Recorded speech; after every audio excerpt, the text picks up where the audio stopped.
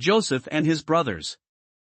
Jacob lived in the land where his father had stayed, the land of Canaan.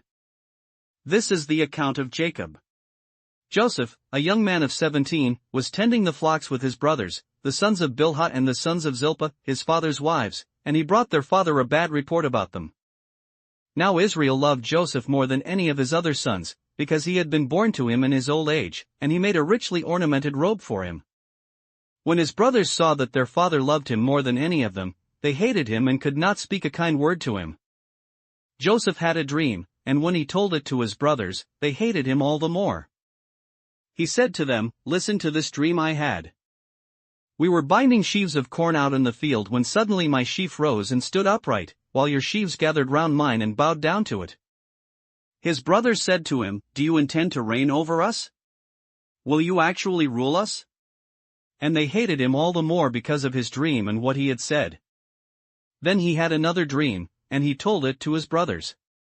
"Listen," he said, "I had another dream, and this time the sun and moon and 11 stars were bowing down to me."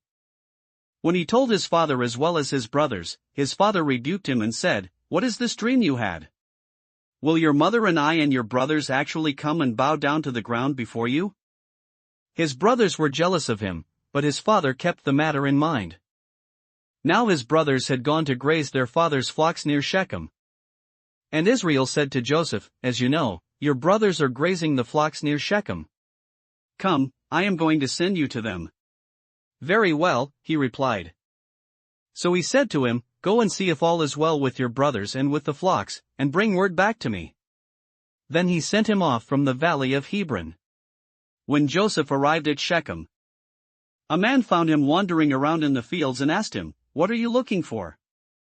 He replied, "I'm looking for my brothers." "Can you tell me where they are grazing their flocks?" "They have moved on from here," the man answered. "I heard them say, 'Let's go to Dothan.'"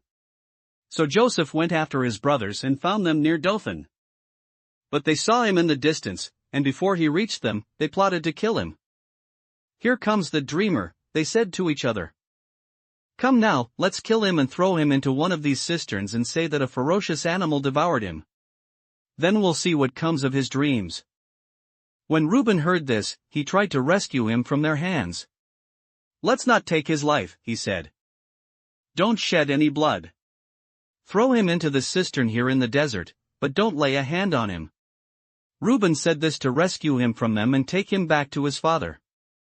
So when Joseph came to his brothers, they stripped him of his robe, the richly ornamented robe he was wearing. And they took him and threw him into the cistern. Now the cistern was empty, there was no water in it. As they sat down to eat their meal, they looked up and saw a caravan of Ishmaelites coming from Gilead. Their camels were loaded with spices, balm and myrrh, and they were on their way to take them down to Egypt. Judah said to his brothers, "What will we gain if we kill our brother and cover up his blood? Come, let's sell him to the Ishmaelites and not lay our hands on him. After all, he is our brother, our own flesh and blood." His brothers agreed. So when the Midianite merchants came by, his brothers pulled Joseph up out of the cistern and sold him for 20 shekels of silver to the Ishmaelites, who took him to Egypt. When Reuben returned to the cistern and saw that Joseph was not there, he tore his clothes. He went back to his brothers and said, "The boy isn't there. Where can I turn now?"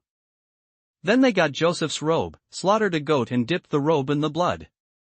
They took the ornamented robe back to their father and said, "We found this. Examine it to see whether it is your son's robe." He recognized it and said, "It is my son's robe. Some ferocious animal has devoured him. Joseph has surely been torn to pieces." Then Jacob tore his clothes, put on sackcloth and mourned for his son many days. All his sons and daughters came to comfort him, but he refused to be comforted. "No," he said, "in mourning will I go down to the grave to my son." So his father wept for him. Meanwhile, the Midianites sold Joseph in Egypt to Potiphar, one of Pharaoh's officials, the captain of the guard.